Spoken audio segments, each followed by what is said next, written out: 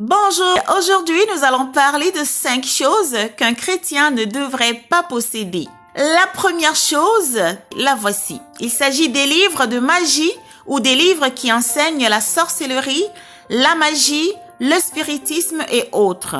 L'histoire de Simon le magicien dans la Bible nous montre clairement qu'un chrétien ne devrait pas détenir des livres de magie puisque lorsqu'on est converti, on devient une nouvelle personne.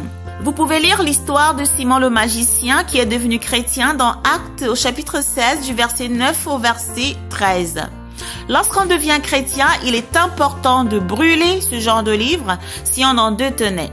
Donc la Bible nous dit ceci dans Actes 19, 19. Et un certain nombre de ceux qui avaient exercé les arts magiques, ayant apporté leurs livres, les brûlèrent devant tout le monde. On en estima la valeur à 50 000 pièces d'argent. En se rendant compte ici que après la conversion, vous devez prier et vous débarrasser de tout livre magique si vous en aviez. Pas en les donnant à quelqu'un d'autre, mais en les brûlant comme nous venons de le voir dans Actes 19, 19.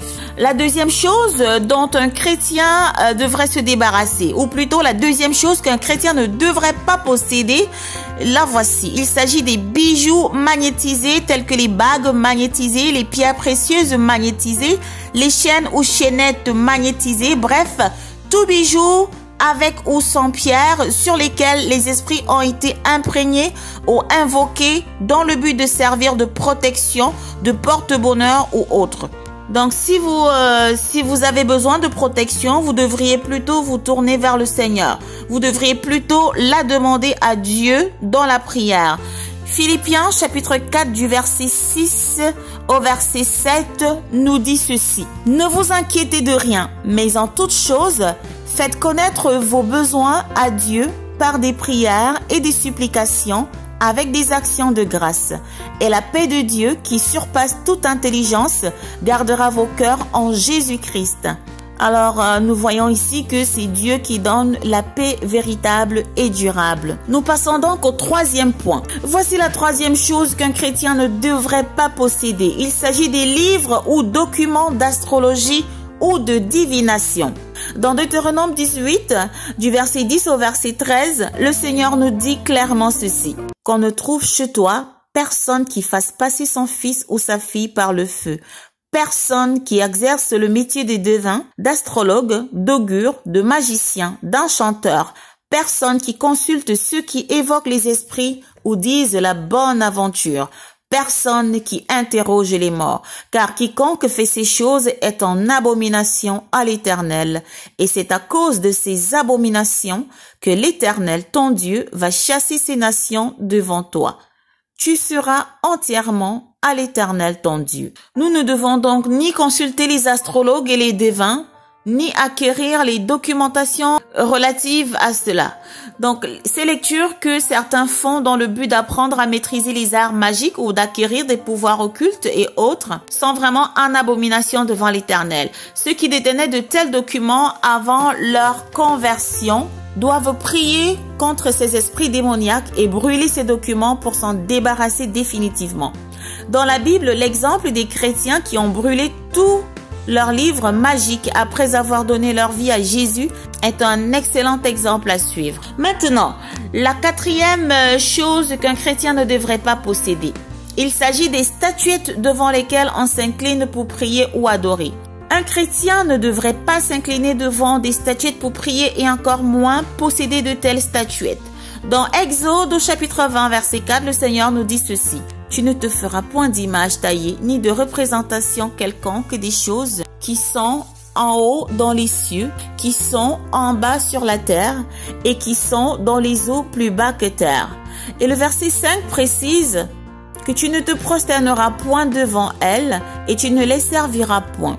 Alors, quiconque est converti au christianisme devrait se débarrasser de toute statuette ou image ou toute autre représentation devant lesquelles on s'incline pour prier et qui avait pour lui une valeur spirituelle. Dieu est esprit et il nous demande de le prier en esprit et en vérité. Si vous avez de telles choses, sachez que vous pratiquez l'idolâtrie et vous devez prier et brûler toutes ces choses qui sont en abomination à Dieu. Dieu a la haine de l'idolâtrie. Débarrassez-vous de toutes ces choses si vous en avez chez vous. Alors nous passons tout de suite au dernier point, le 5e point, des choses qu'un chrétien ne devrait pas posséder. Alors sachez que pour le 5e point, un chrétien ne devrait pas posséder les objets occultes pour quelqu'un d'autre. Ne gardez aucune de ces choses citées pour quelqu'un d'autre. Donc, ne dites pas seulement que si ça vous appartient, vous ne pouvez pas les garder, mais même pour quelqu'un d'autre, ne les gardez pas. Si quelqu'un vous demande de garder ses statuettes de spiritisme ou ses bijoux magnétisés et autres, ne le faites pas. Expliquez-lui gentiment que vous êtes chrétien et que cela serait contraire à votre foi et à votre croyance. Si vous gardez un paquet pour quelqu'un d'autre, sans savoir ce qu'il contient, ça c'est une chose. Mais si vous prenez la responsabilité de garder et de conserver pour quelqu'un un paquet qui contient des objets magnétisés et imprégnés d'esprits démoniaques, c'est vraiment complètement autre chose. Alors demandons aussi à Dieu la sagesse en toutes circonstances. Pour ce point numéro 5, écoutez bien cette histoire vraie. Cette toute petite histoire que je vais vous raconter est une histoire vraie. Il y a quelques années, au Canada, vivaient deux jeunes étudiantes dans un appartement en colocation. À la fin de ses études, l'une des deux étudiantes a déménagé pour aller vivre dans une autre ville lointaine. Peu après, son amie qui occupait encore l'appartement a trouvé une bague qui appartenait à celle qui avait déménagé. Alors, elle a ramassé la bague et a appelé son amie qui était la propriétaire de la bague, bien sûr. Elle a appelé au téléphone pour lui dire qu'elle avait retrouvé dans l'appartement une bague qui lui appartenait. La propriétaire de la bague lui a répondu que cette bague lui avait été offerte par sa mère et qu'elle n'en avait plus besoin, précisant que son amie pouvait jeter cette fameuse bague. L'amie a effectivement jeté la bague. Mais peu après, elle a retrouvé la même bague dans son appartement. Elle a encore pris cette bague et est allée la jeter bien plus loin de chez elle. Mais une fois de plus, de retour dans son appartement, la bague était encore bien là, posée dans la maison attendant son retour. Elle a donc compris qu'elle avait affaire à une bague occulte. Bref, sachez qu'elle a finalement eu recours au service d'un pasteur pour pouvoir enfin se débarrasser définitivement de cette bague. Alors croyez-moi, cette histoire est vraie et je connais la personne qui a vécu cette histoire et qui a eu du mal à se débarrasser de cette bague occulte qu'avait laissée son ami dans l'appartement.